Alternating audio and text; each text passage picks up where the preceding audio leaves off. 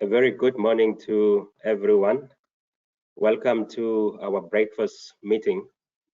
I'm sure if circumstances were allowing us to do things normal, we'll be meeting somewhere and making sure that we have a very nice breakfast and having time for networking with all of you colleagues. But thank you so much for connecting with us, and I'm sure you have your cup with you, coffee with you, and your breakfast ready there, as this is our breakfast meeting. The theme for the meeting is, for our webinar, is the innovations in transmission lines asset management. That's what we'll be talking about this morning. I've got this few announcements just before we get straight to our presenters.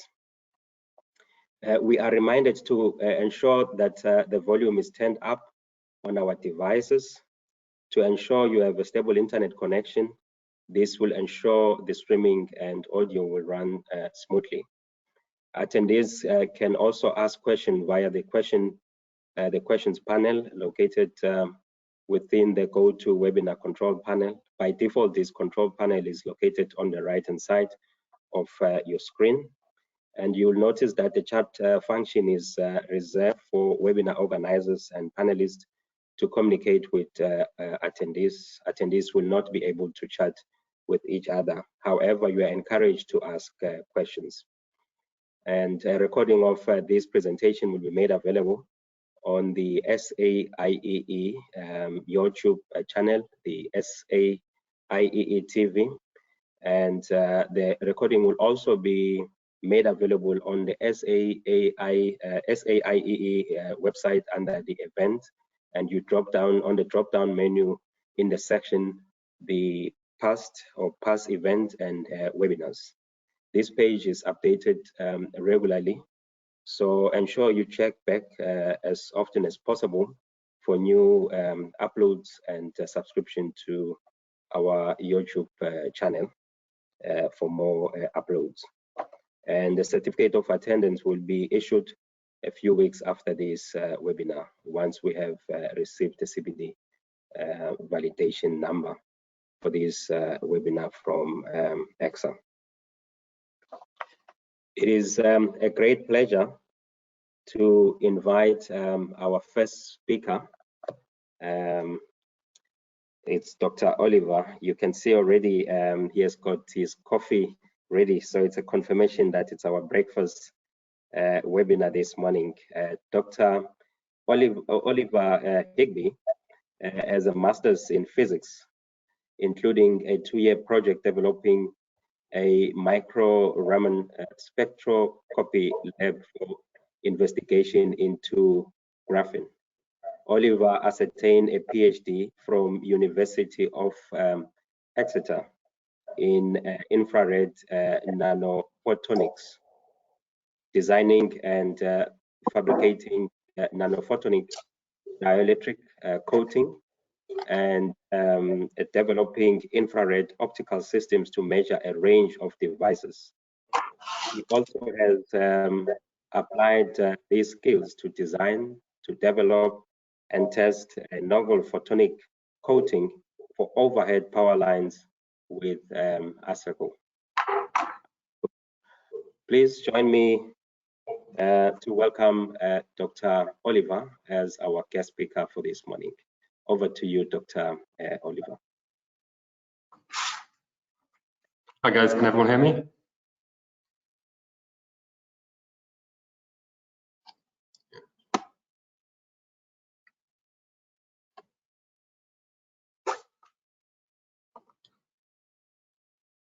Can hear you clearly from my side, Oliver. Good.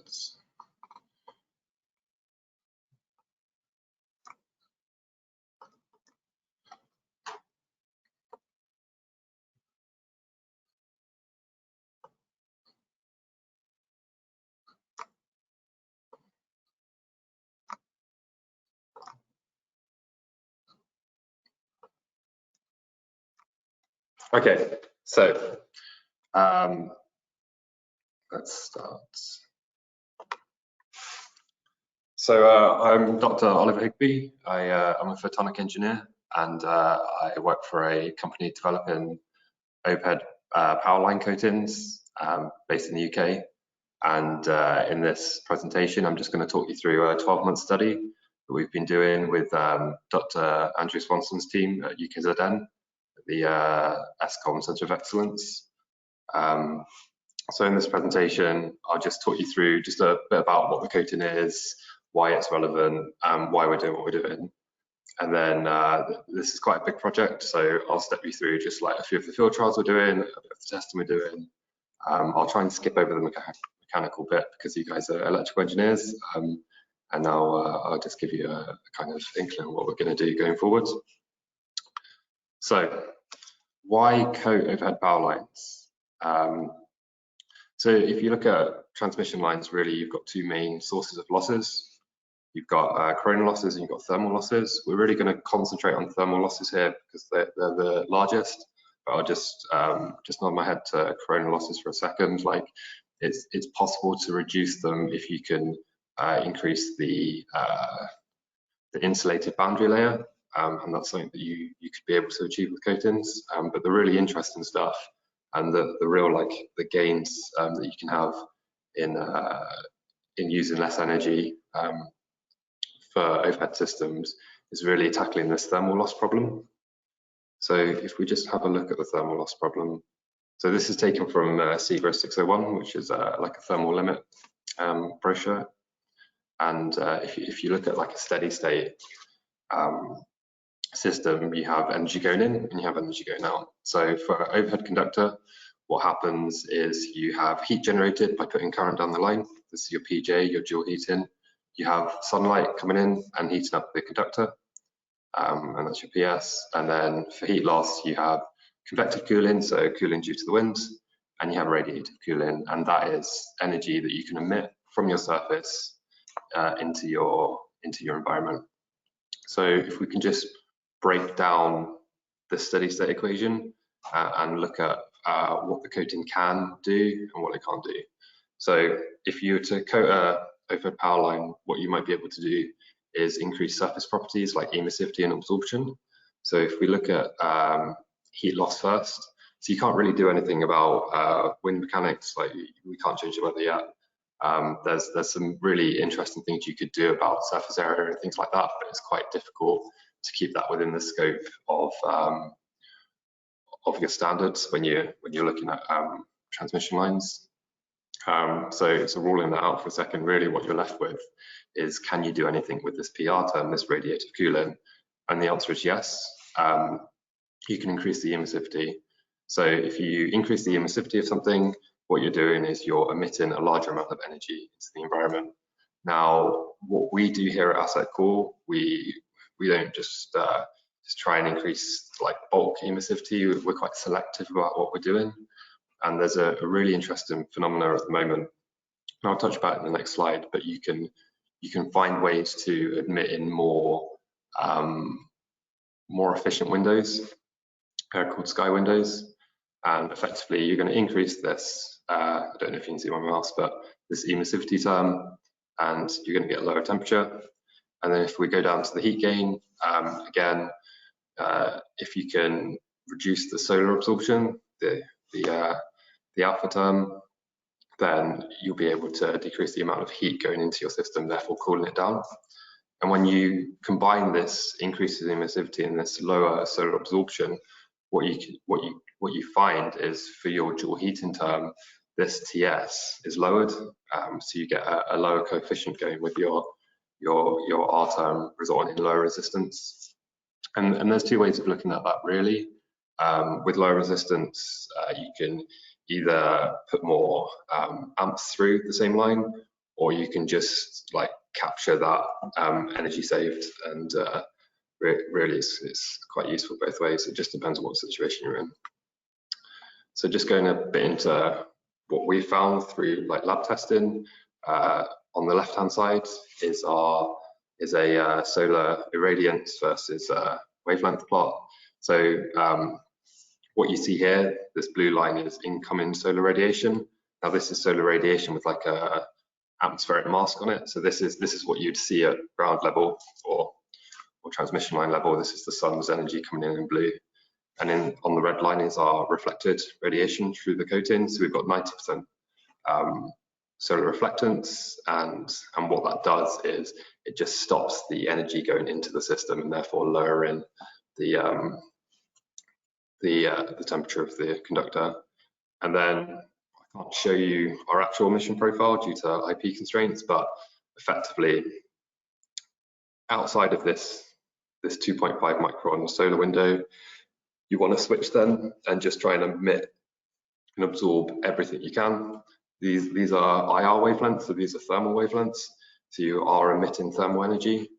And as I touched on in the last slide, there's some really interesting windows. So sort of like 8 to 10 microns and 18 to 25 microns, the atmosphere becomes transparent. There are no molecules which resonate, which absorb in those wavelengths. And what that means is the atmosphere becomes transparent, and instead of emitting energy into your environment, which could be say like 20 degrees ambient, you're actually emitting it straight into deep space. So that's minus 269 degrees Celsius. And what that does, it just gives you very, very efficient cooling.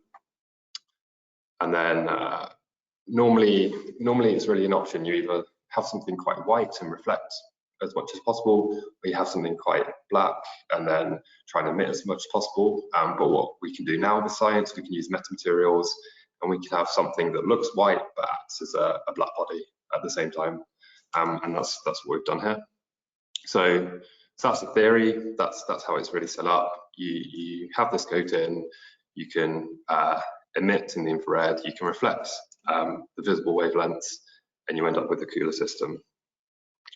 So I'll just take a snapshot. What does this actually mean? How does this actually, like, what do we see in the real world? So this is actually taken in Durban. This was June.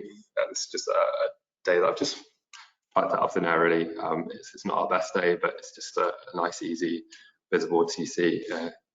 So in the red, we've got our standard, this is Rabbit ACSR. We've got our standard ACSR distribution line, and we can see that it's averaging sort of like 90, 95 degrees throughout the day. And then we've stuck our coating on the same ACSR conductor, and we're seeing a much lower temperature. And what we saw on this day was just under 20% cooling.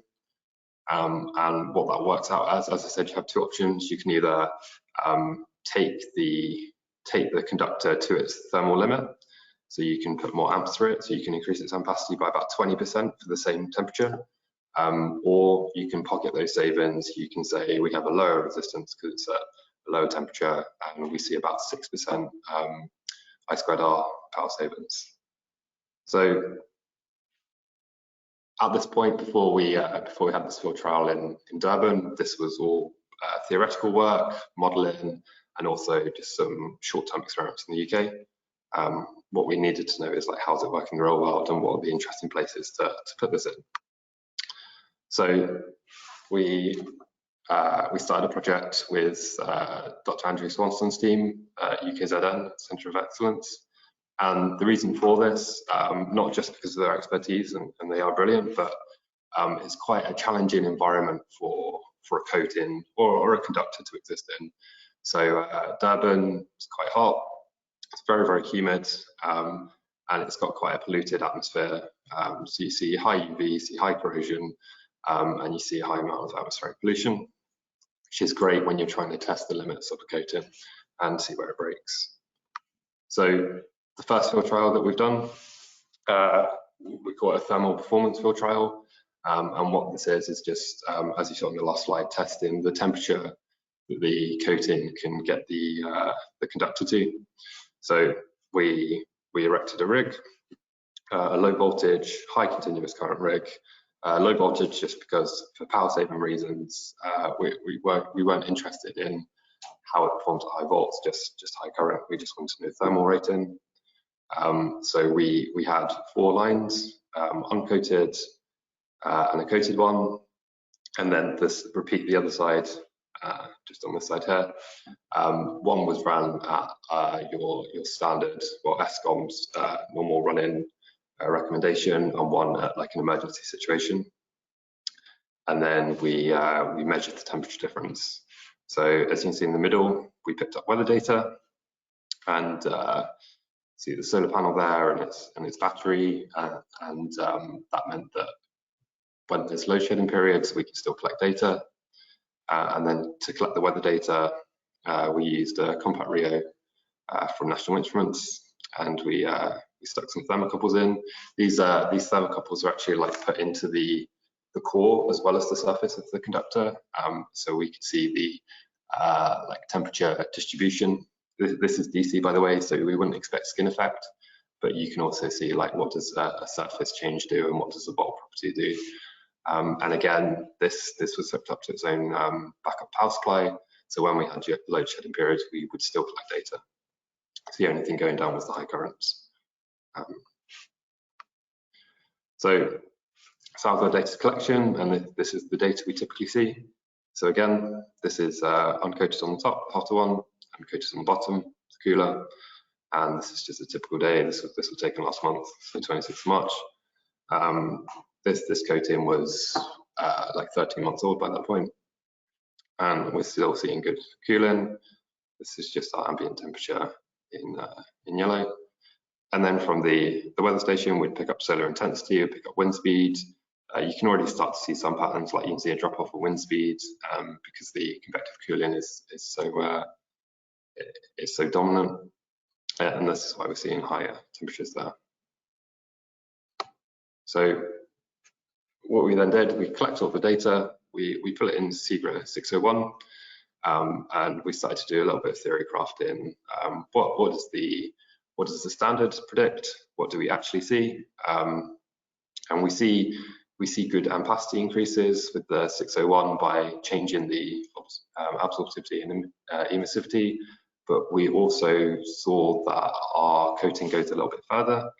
So as you can see, theoretically, our coated conductor for this one day should have been at 77.5 degrees, but actually it was at 71 degrees.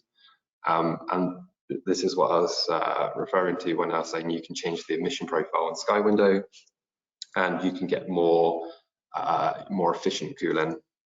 And this is actually what we're seeing. We're seeing more efficient cooling than it predicts, and that's because 601 calculates like a bulk emissivity value, where it's where you're emitting that power over that really counts. And this is something we'll work with SAIEE to try and like tweak and fit a bit better for coated conductors, because it does work brilliantly for standard conductors, but for ours it's going to a slightly new realm. So luckily I managed to get into Durban in November, just before lockdown, both here in the UK and in South Africa.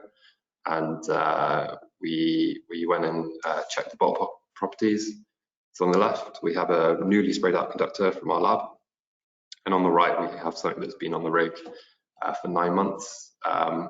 Just to give that a bit of context, when we looked at the standard conductor, we were seeing a lot of wear. So a little bit of rusting, it blackened somewhat.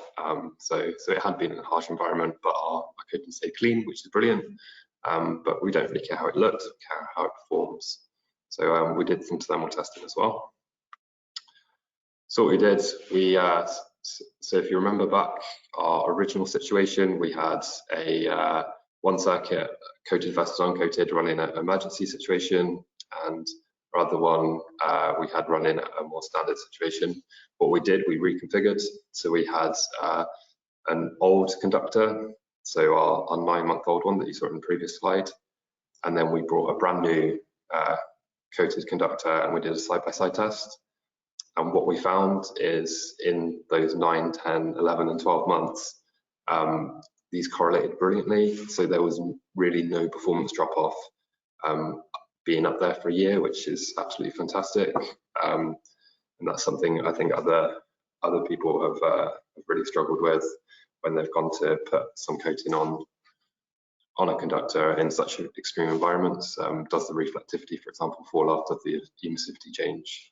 This would suggest that it doesn't, and that's because we've got a self-cleaning layer, so we're able to keep the outer layer brand new, which is excellent. So just a summary of this field trial. So this field trial is still going on now. We're still collecting very interesting data. But in the first 12 months, what we found was 20% cooling in those N-1 conditions, so those low wind conditions, which take you right up to the thermal limit. We found that we actually outperformed the SAIEE calculator, and we saw a big ampacity uplift. And we saw that the old and new conductors performed the same. And there was no bulk property issues such as flaking or falling off, which is all good news. So really the question is, that's in a low voltage situation, DC, like how does it perform once you increase that electric field? How does that mess with the coating or not mess with the coating? So what we did was set up a second field trial. And this one was a two-phase 33 kilovolt transformer. And what we have here is uncoated and then 3 coated lines for future experiments. We only really need one. And we have Dr. Andrew Swanson here. And we got him to stand on the roof every day and take photos. And he'll take photos of the same point every single day when he can get on campus, just to see, does this high electric field,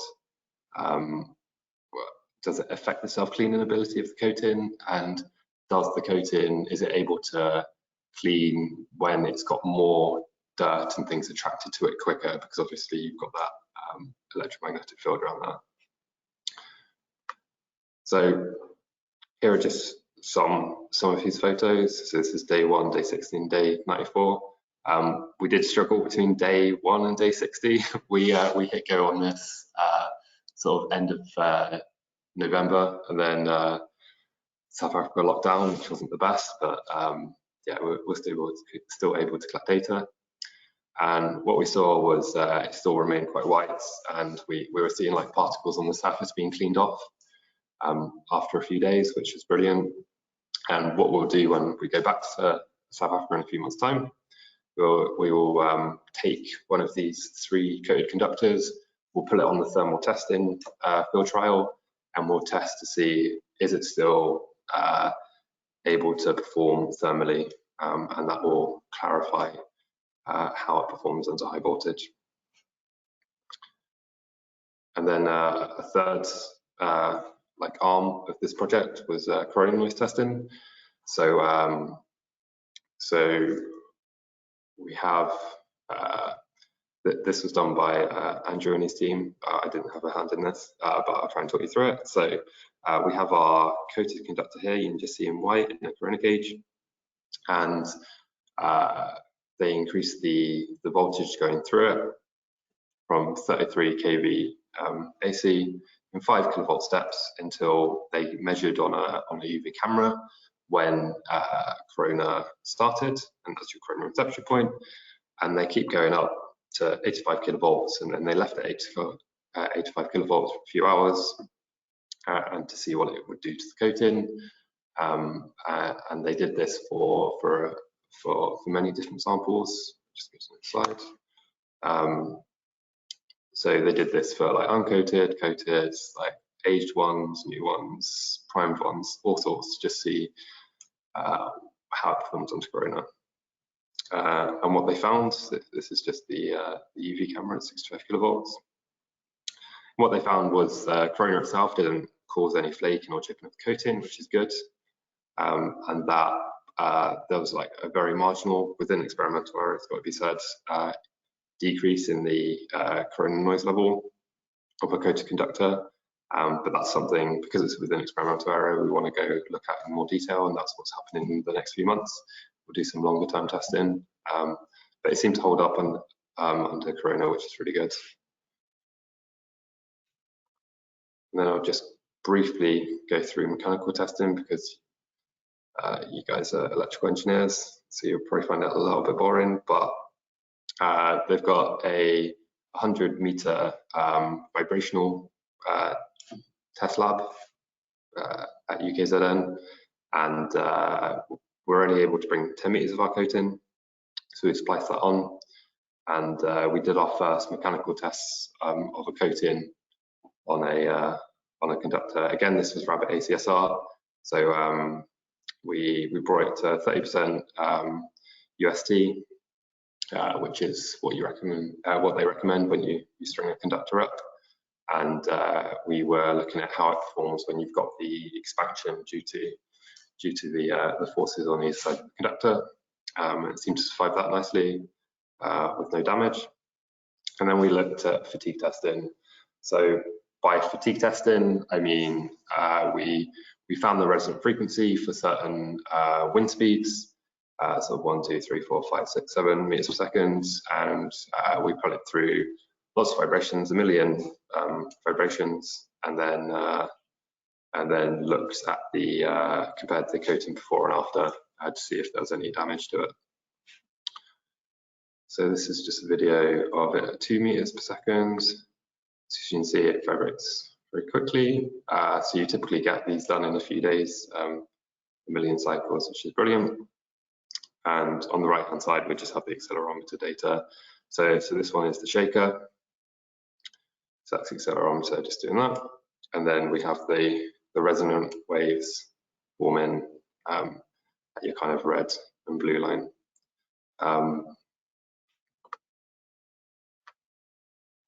So that's really all from me. So I just want to say thank you to Andrew Swanson and his team at UKZN, and thank you to Innovate UK that partly funded this project. This is something that we got funding for a year to do, and something that we would like to carry on with UKZN to do to really like test the extremes of this coating and see if or when it will fail, and really touch into some of the benefits of doing it. But from initial data, we've seen increases of ampacity of up to 20%. We've seen savings of 5.2% for I2R savings, which when you have generation problems like you do in South Africa with load shedding, it's quite a useful tool to be able to generate less power and still get the same power at the other end. But yeah, thank you for listening.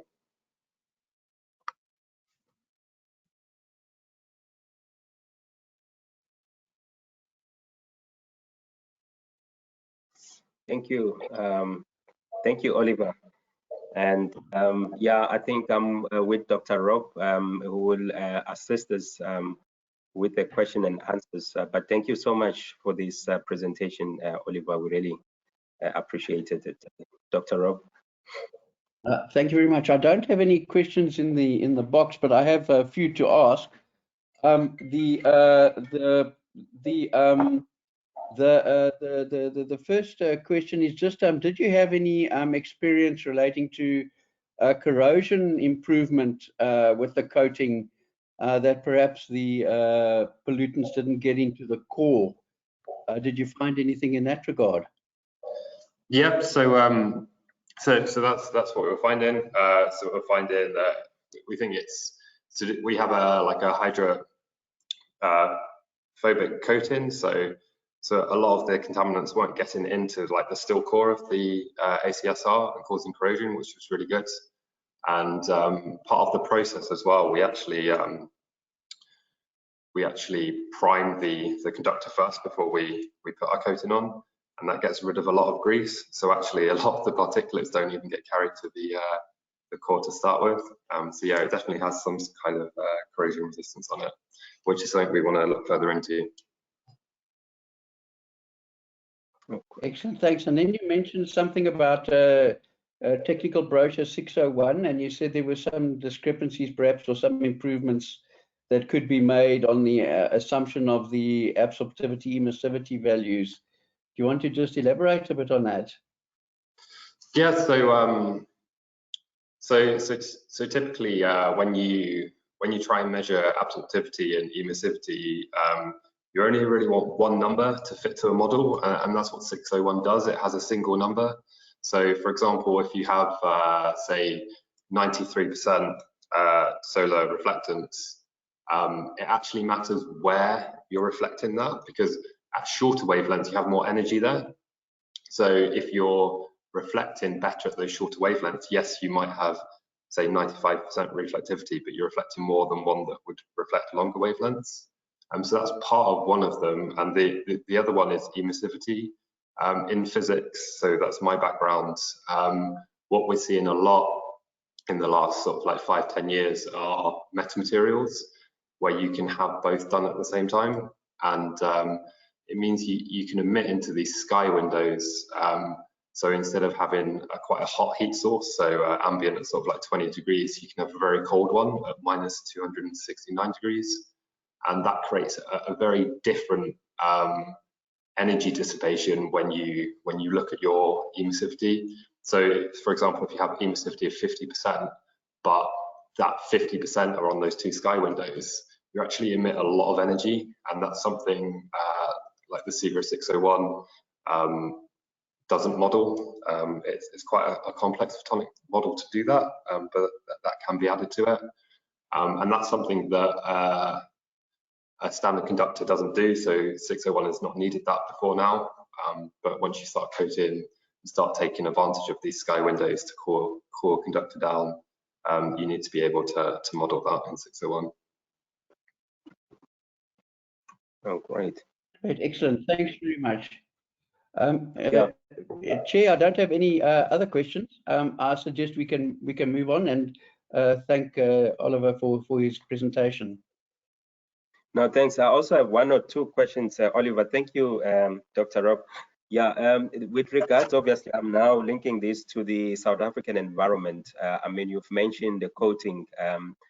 How does it behave when the environment change? I'm talking about the coastal environment versus very hot areas in terms of the temperature.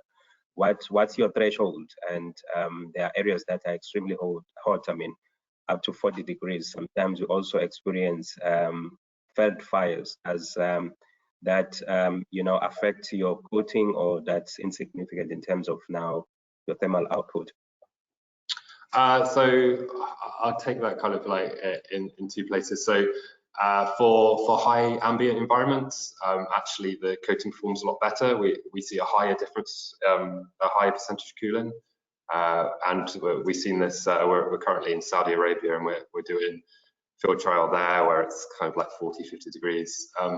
As for fires now, that's something we've been doing in recent weeks. It's been quite fun to set fire to things. So our self-cleaning ability on the coating actually gets rid of organic matter off the surface. So what we find is, as long as the fire is sort of below like 300-400 degrees, it just cleans right off. And then once you get above that, I mean, you have damage to the conductor at that point anyway. But you'll probably see a phase change. But that's something we're working on, so I don't have the results just yet. Oh, great. I think you guys have done some excellent research. There's some excellent work. Thank you so much, Dr. Oliver. And we really enjoyed your presentation. Let's now switch over and introduce our next speaker. We'll introduce Trevor Lorimer. Trevor holds a BSc in Mechanical Engineering degree and Master's in Engineering, Master's degrees in Engineering, and they are both from the University of KwaZulu Natal. Following his studies, he and his team have developed robotic platforms for power line inspections with the aim of commercializing the technology. The technology has been shortlisted as a finalist in at least 2 awards, and Trevor is a co-inventor on the patent granted in multiple countries. Please join me in welcoming Trevor Lorimer as our next guest speaker. Trevor, over to you.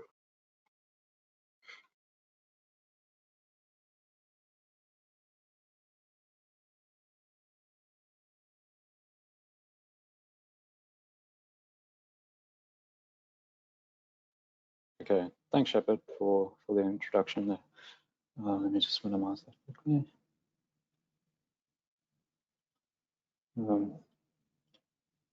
Yeah, so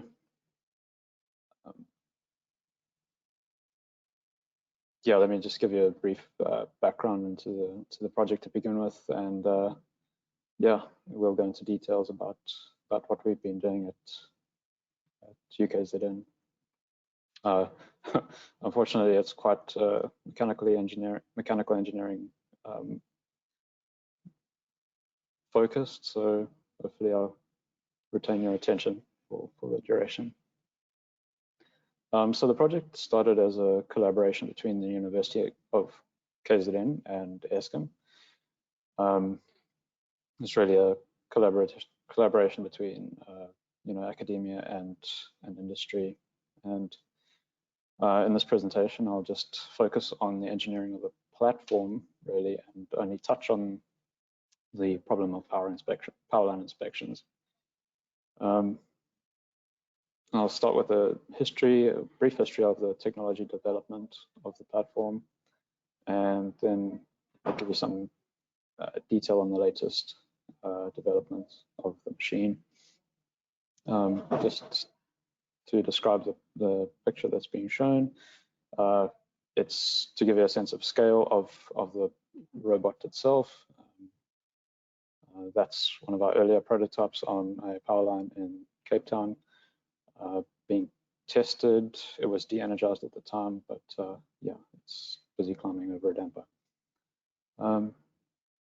So the work has been based on a history of academic endeavors, but it has obviously its roots in an industrial need. So yeah, just to show that. All of these have been the projects that have taken place, mostly at the University of KZN, but also at UCT, under the supervision of Prof. Ed Bourget. Yeah, so I think 5 master's degrees, a list of final year BSc projects have pushed the needle, moved the needle rather, on the development of the technology. So myself and Sean Bonnet are engineers at the university, now working on the development. Let's say Ed Bourget is still very much involved in the development, the project development. So here's a good overview of what's going on. Andrew Swanson, as I mentioned, well, I might have mentioned, is the PR for the project, and he's supervised Sean during his master's degree. The additional roles include Michelle Mahato from Eskom, insulator specialist, and I would say he's largely credited for bridging that gap between the university and industry in Eskom through his work in our RT&D. Then we have some project managers within UKZN to make sure that funders are happy. And we also have Timothy Rowell and Matthew Brown, and those who are past engineers who worked on the project. And I'll be showcasing some of the software or demonstrating some of the software that Timothy developed during his time here. Okay, so I'll just note that the idea of putting a power line robot on the line is definitely not a new one. It started back in the late 80s, as far as we can tell, with Tokyo Electric Power Company in Japan. And this is quite important because I'll circle back to this. But yeah, they were able to demonstrate their technology in the early 90s, but started development in the 80s. And then the first patent was obviously the earliest patent we could find was in the 90s. And then the Canadians, Hydro-Quebec in Canada, started developing power line inspection platforms, remotely operated vehicles, for the task. And they started a company in 2016. Here in South Africa, the CSIR has also been working on this problem, and I think initially they wanted to carry out these power line inspections on using sort of increasingly larger model helicopters. So just an overview of our work. As I mentioned, it started as a research endeavor, but it was based on Prof. Berger's concept that he envisioned. And I like to say that the gap between vision and reality is filled by research and development. And man, we've had a lot of development. So yeah, that development was funded initially by Eskom, RTND, and during that development phase, sort of over 3 or 4 years, we started to believe that we had the beginnings of a product in this platform. So we looked more to government funding for the platform development, and we got our help from Technology Innovation Agency and the KZN Department of Economic Development, Tourism and Environmental Affairs for a couple of years. And yeah, so then we did a presentation in the States back in, I think it was 2017, and it serendipitously personnel from Tokyo Electric Power Company were in the audience, and this started a relationship with TEPCO that has evolved over the years and has allowed us to enable, or has enabled, the development of a robot that they could trial. Just to give you zoom out kind of on the problem itself. So there you have a map of South Africa and an overlay of the existing power lines as of, I think, 2017 up, and I think it includes 66 kV, but it's mostly 132 kV and above. And I know from past reading that Eskom owns more than, it's probably a lot more now, than 28,000 kilometers of overhead transmission lines. And I'm given to understand that the fault rate is about 1.5 faults per 100 kilometers per year. So the next slide just gives you a sense of the scale of this of the infrastructure, and it's really quite impressive. So it zooms into a place in Richards Bay. I took that photo a few years ago, and it just shows you how vast this infrastructure really is. So really challenging problem to maintain that infrastructure, I imagine. Okay, so we kind of evolved our vision over the years to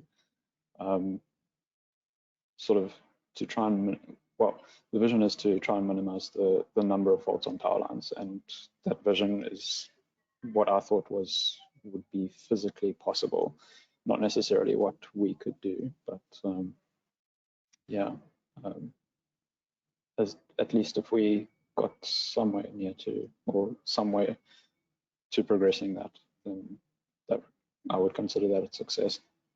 Okay, so the purpose of the endeavor is to actually enable this with robots. So that's the point of our research and development and eventual, hopefully, commercialization. So you can think of the robot as a vehicle to transport inspection sensors along the power lines. It's not just cameras.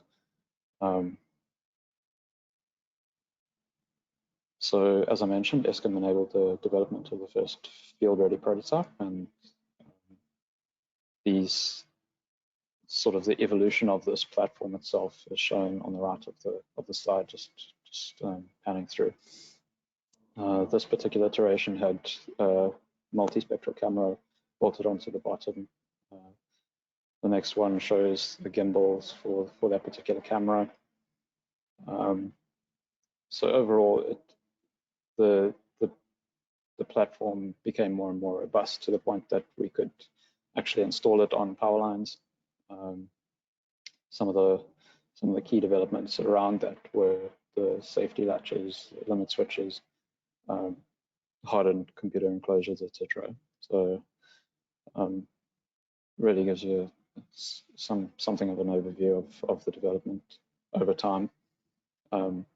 So we had in mind to test this in our high voltage laboratory here at UKZN. So we developed the hardening of the platform and the shielding of the cables, etc. Over this time, the machine became heavier and heavier, and sort of eventually got too cumbersome to operate, and so we shelved it. But we took the best features of that platform as we developed it for the needs. We also believe that we demonstrated that the concept was possible. So then Technology Innovation Agency took over, well, not took over, but allowed us to progress. And really, maybe what you can take from the slide is that we developed from the ground up. So blocks of aluminium come out and robots, come in and then robots come out.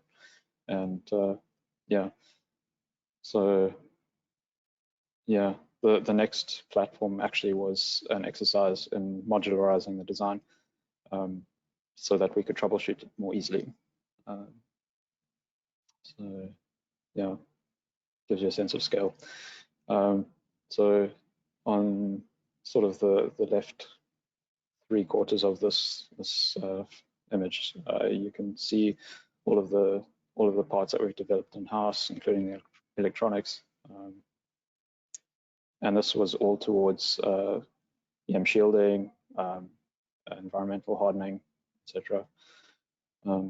So we really did take it from the beginning to a sort of easy to troubleshoot prototype. Yeah, so that's another slide of it, just basically together to give you a sort of dry assembly of the next iteration of the robot. This is a video of the robot in the high voltage lab. So this demonstrates the concept of installing the power line robot on a conductor from the tower. So it traverses a hot stick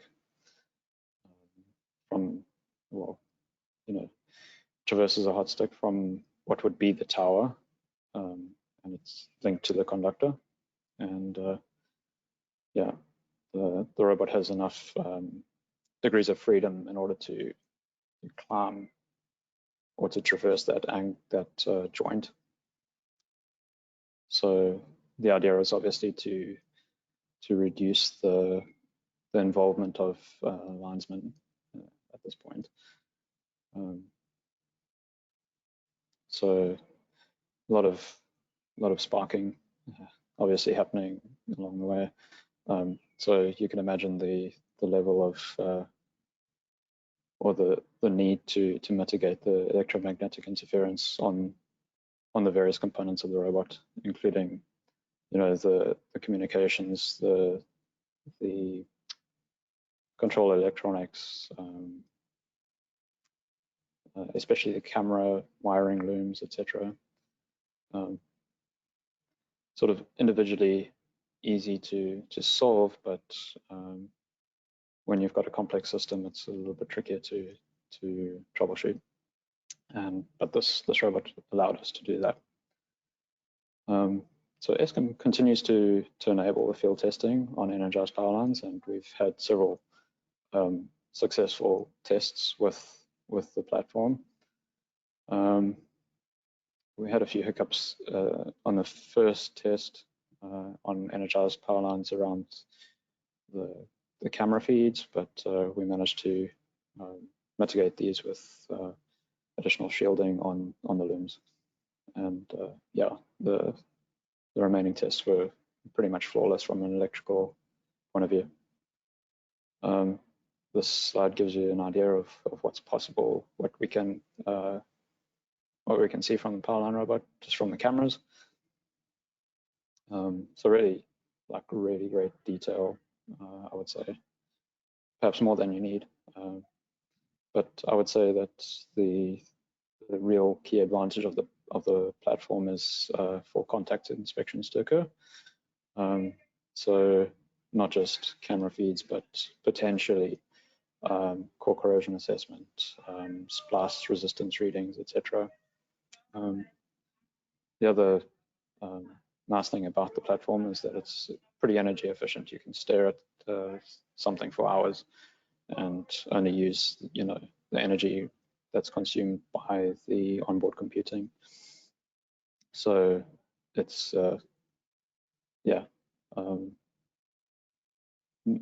sort of not flying next to the power line. It really helps with efficiency. And of course, because it's mounted to the line, it only has one real track to go down, and so guidance is built in, and the potential to crash is quite low. So a couple more slides of what happened during testing. The picture on the left is actually actually both of these images are taken during de-energized line tests, but the picture on the left is of an earlier version of the first robot that I showcased, which is climbing onto a jumper cable. And this happened in New Zealand with the help of Transpower during a SAIEE presentation, or SAIEE field tour. And then on the right, it just shows the robot climbing around a suspension clamp. So yeah, I think we can say that we've demonstrated the potential of the technology. So getting back to our relationship with Tokyo Electric Power Company, as I mentioned, it started at a presentation of the technology in the US, and it progressed where we were actually invited to Tokyo to deliver a demonstration of the robots. Yeah, this took place at one of their testing centers. And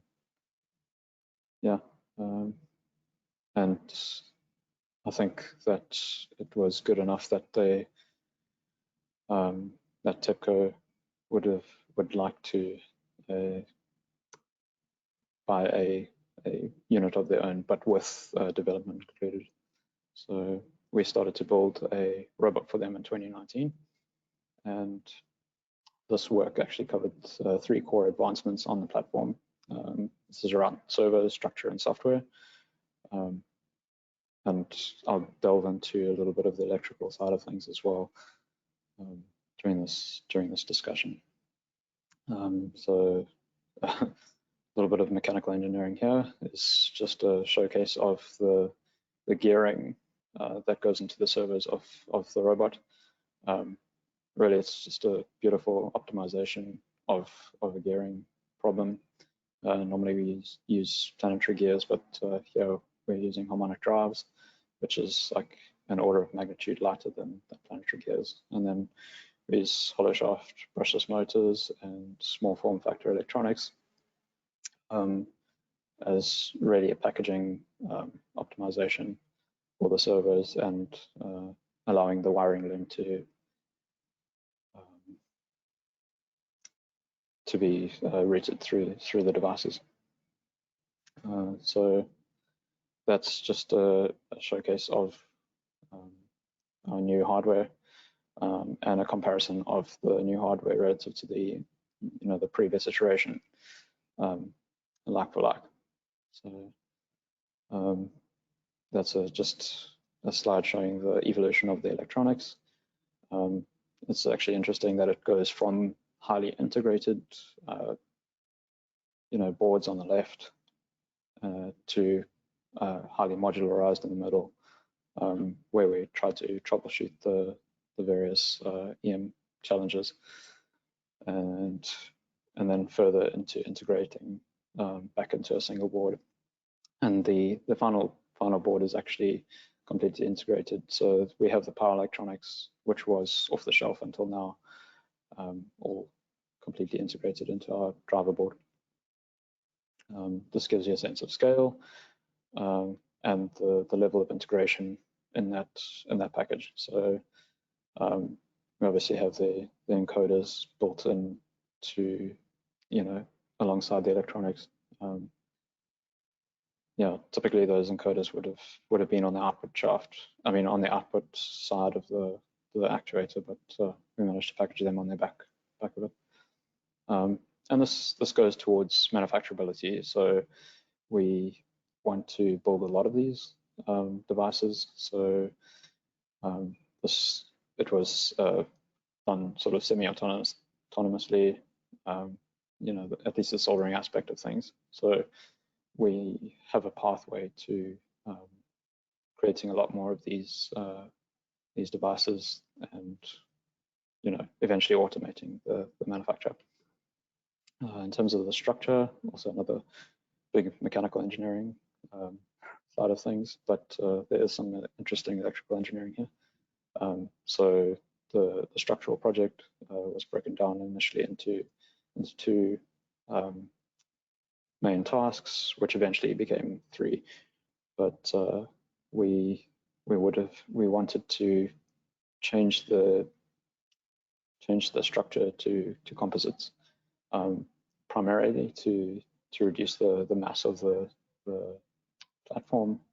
But this had a side effect that it was easy, sort of ironically more manufacturable than machining metal. So yeah, as I mentioned, this was broken down into 2 main sub-projects and eventually 3. So firstly, the arms and the core, the central joint on the bottom of the robot were developed, and then the grippers and the enclosure for the electronics. So this is some of the work that Sean Bonnet has undertaken during the early phase of the development. So this is an HV setup, mimicking what we expect to see with within the structure of the robot, or approximating it. Sorry.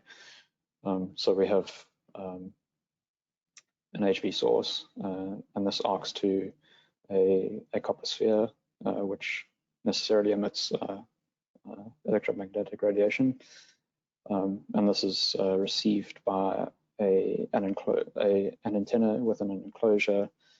The antenna is connected to a spectrum analyzer, and the results of the spectrum analyzer, or the output of the spectrum analyzer, is actually captured at the bottom of the slide.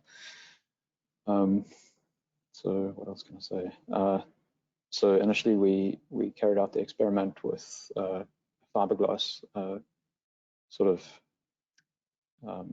as the front panel of a metal enclosure, just to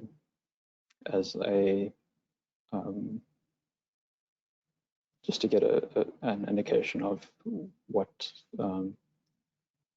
the antenna was within the box was seeing, with a pretty much transparent shield, and that gives you the interference power graph on the bottom left. And then we shielded the box with a carbon fiber front end, and we noticed obviously a large dip in the interference power coming to the antenna. So at least qualitatively a noticeable, very large mitigation of the interference power to whatever's within the box. This gives you a bit more of a detail of the experimental setup.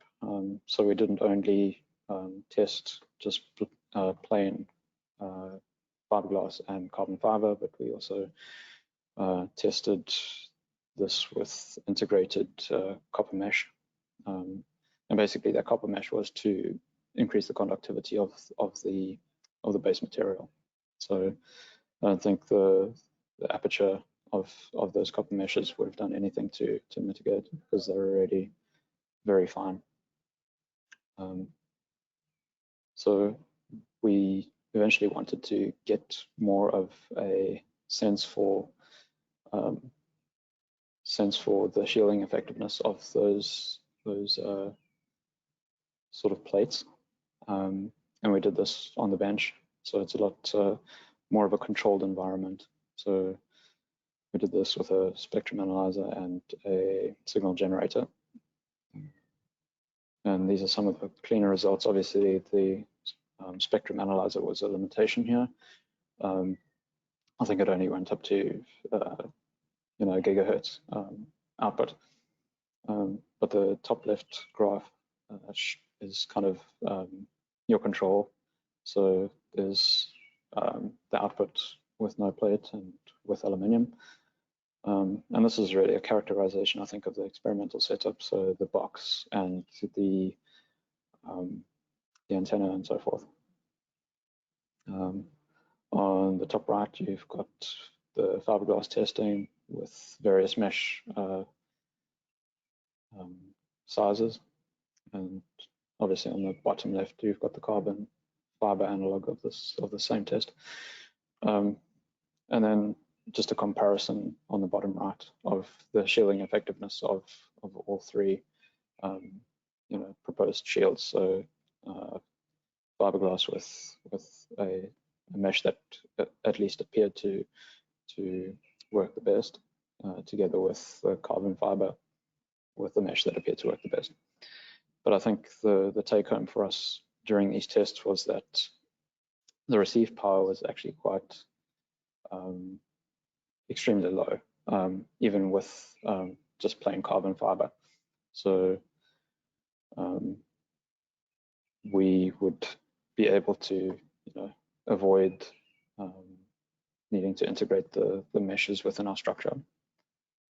So this is just an example of the kind of iterations that we go through with in terms of prototyping the carbon components within the structure.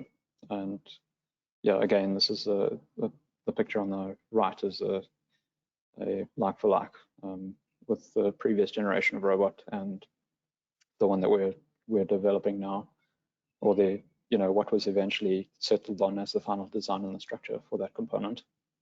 And there's really a lot of conflicting requirements for the component, which is why there's so many iterations of it. Yeah, I won't go too deep into that, except to give you a few lessons that we found out about kind of the hard way. So there's really a sort of conceptual difference between prototyping and manufacture or designing for these two sort of separate things. So we did a lot of prototyping in the early days, as I've showcased, and we evaluated a lot of the features that and arrived at sort of final designs for all of them. And so manufacturing is an optimization problem. So we need to find the fastest way, basically, of manufacturing the prototype. And it just so happens that the fastest way to do this is using composites and molding it. So yeah, in 2019, we took the plunge and we started manufacturing from composites. Now the process for manufacturing composites goes from producing plugs to producing molds and then to producing parts. And if you get the concept or the design wrong, then it can be really painful for prototyping. So yeah, each failure was really felt.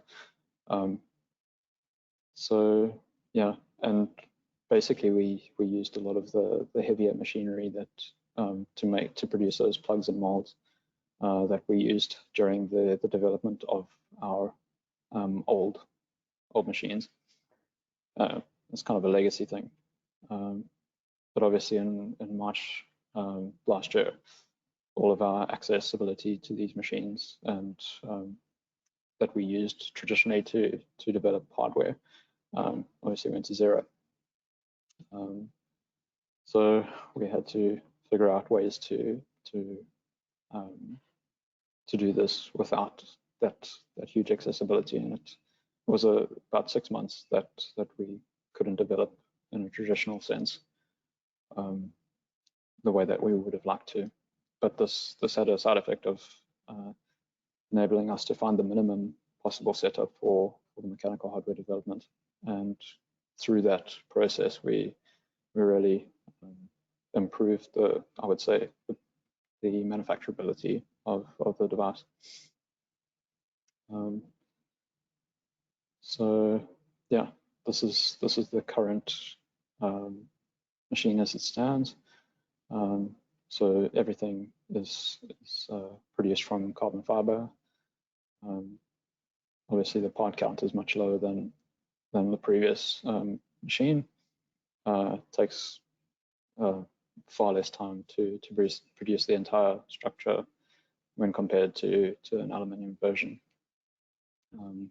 So we still have some work to do. Obviously, there are a few parts missing on that device, but we're actually close to a product. I would say, which is kind of exciting. It's just a few of the failures along the way, just to show that nothing arrives easily. Like it's really challenging. So this is some of Timothy Rao's work in the early days, and this showcases the sort of automation of the machine, one of the earlier concepts. And yeah, it might not come across on the webinar, but it operates extremely smoothly. It's just yeah, it showcases basically the best that the robot can be in terms of maneuverability around line hardware and so forth, and then maneuvering the cameras themselves around that hardware to give the operator or the inspector some kind of impression of the quality of the condition of the hardware.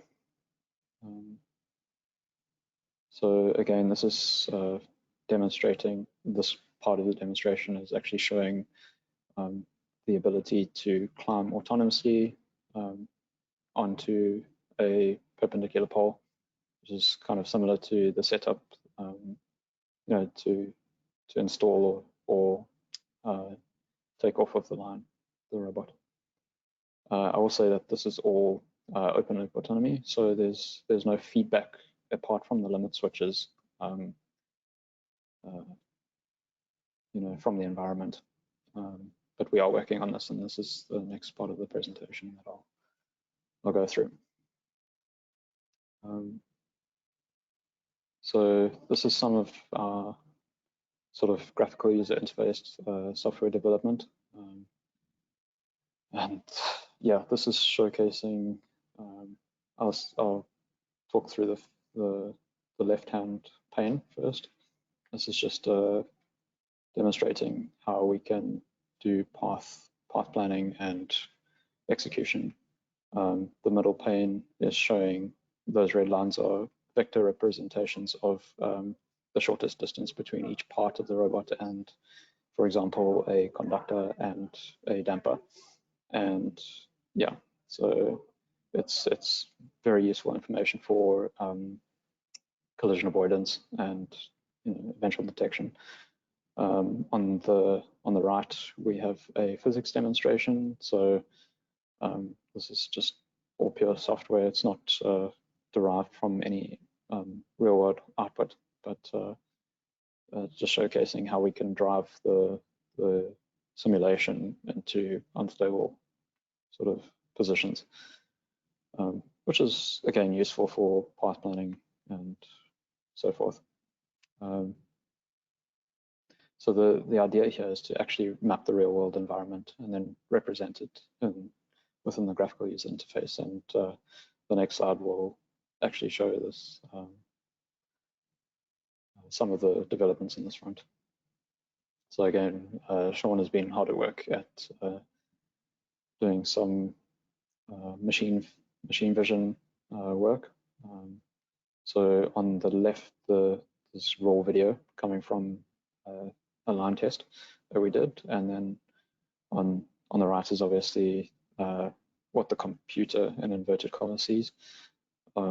So you see obviously the conductor in red, that's the computer has successfully identified, and the damper in sort of a purple color.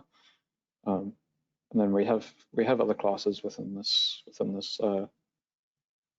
software that we can identify, such as clamps and other line hardware. So really this goes towards rebuilding the real environment in software, so that we can do the automation necessary to climb these various pieces of line hardware, so we can get from span to span.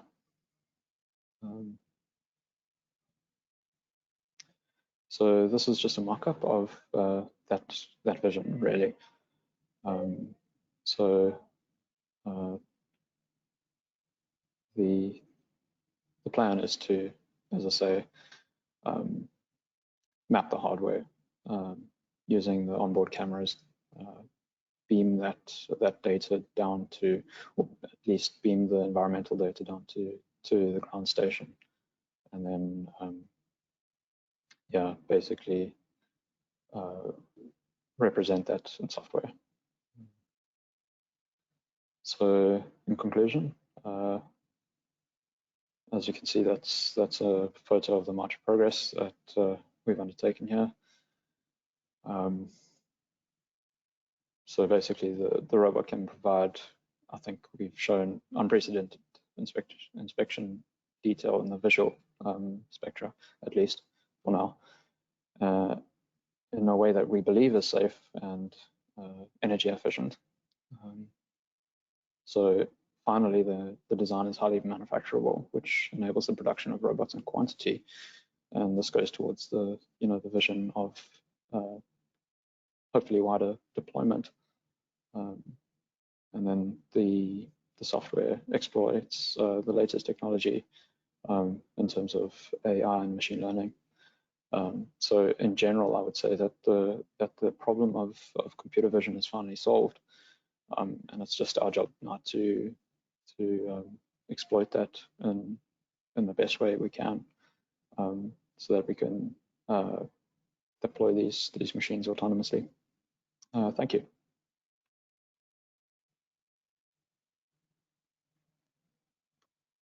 Thank you so much, Trevor, for the detailed presentation. I think we felt the passion from your side, and the detail showed really how much skill we have in South Africa. I think this is proudly South African product, and we can see the mixture of the mechanical and robotics in the engineering space. We really appreciate the detail, and I'm pretty sure we'll be tracking this up until we've got a product that Eskom and the local municipalities can own, and from our soul, South Africa. We really enjoyed your details there.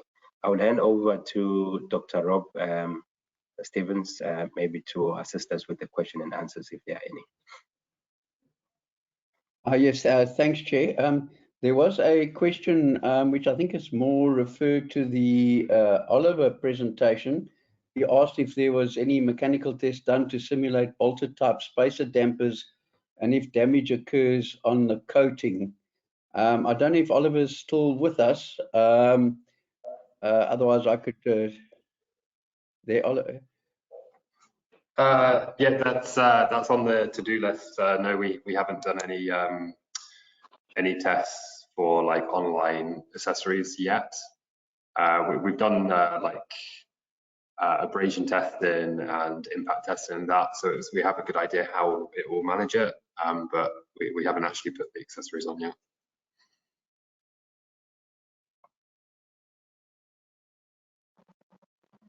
Great. Thanks, Oliver. Yes.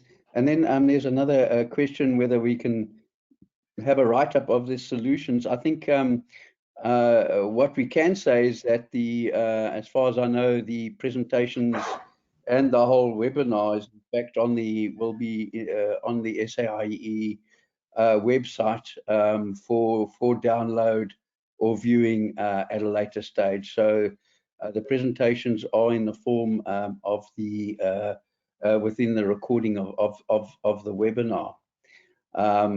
Another question is for Trevor is, how long will a robot typically take to inspect a 100-meter span of a line for a line with conductor bundles?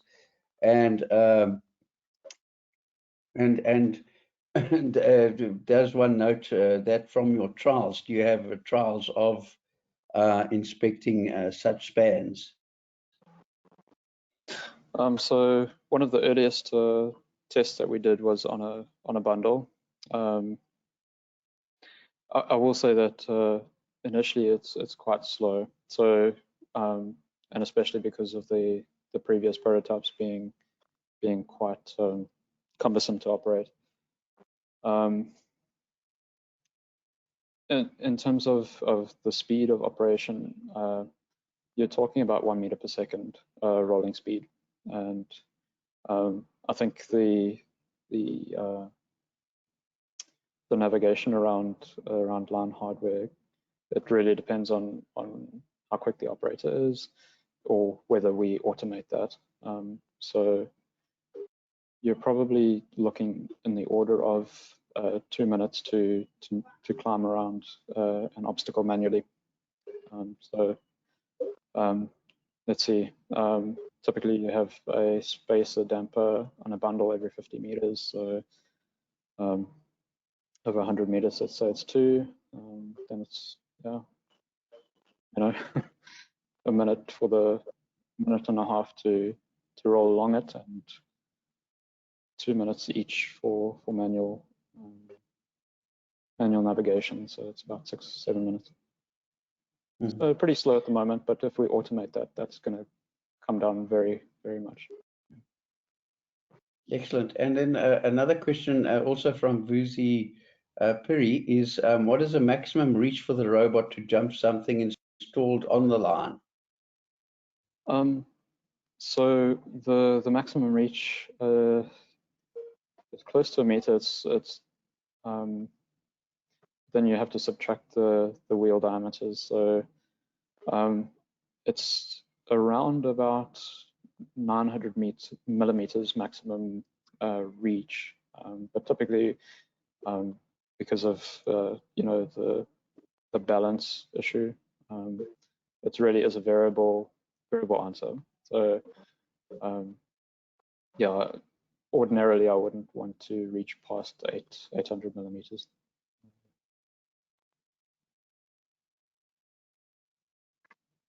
Excellent. And then a question, is it possible for the robot to get stuck sort of mid-span, that we would have to then try and climb along the span to actually get it down, or does it, when it feels the battery going low, go to the closest tower?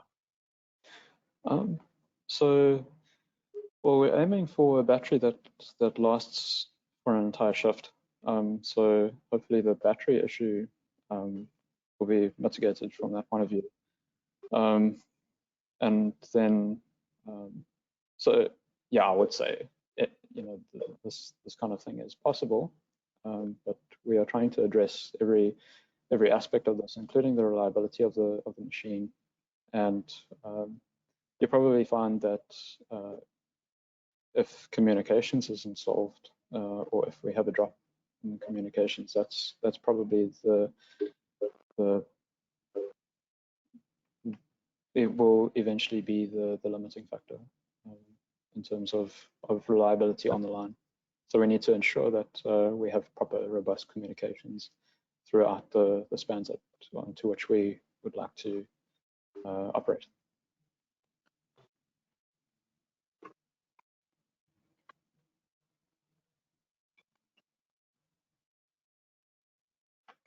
Okay, and then just a note from Michelle Mahatu. He said that, Trevor, I think the important thing to highlight is that when fully automated, no human intervention is required, so the robot can continue really without any time limitations. So it continue to conduct inspections 24/7. That's true. Any comment on that? Is that correct? Yeah, that's true. And part of the research and development was around you know, recharging from the power line, from the live power line itself. Yeah, it's kind of difficult to get everything in one presentation, but Michelle correctly highlights that that's quite an important point. So as I mentioned about the communications as well, eventually we intend to connect this to broadband internet. You know, these so not only will they be high fidelity connection, there'll also be, you know, energy autonomy. So that's correct. The vision is to have them operate at all times and autonomously. But it's a big challenge. Thank you. Big engineering challenge. So. Great, excellent. Chair, that's all the questions that I have. I suggest I hand back to you. Thank you so much, Rob and Trevor. Thank you for your presentation and the question and the answer. And thank you to the participants as well. Thank you for attending the SAIEE breakfast and also the technical show today. Please, we encourage you to visit the SAIEE webinar and on www.saiee.org.za for upcoming webinars. Thank you. Please enjoy your day further.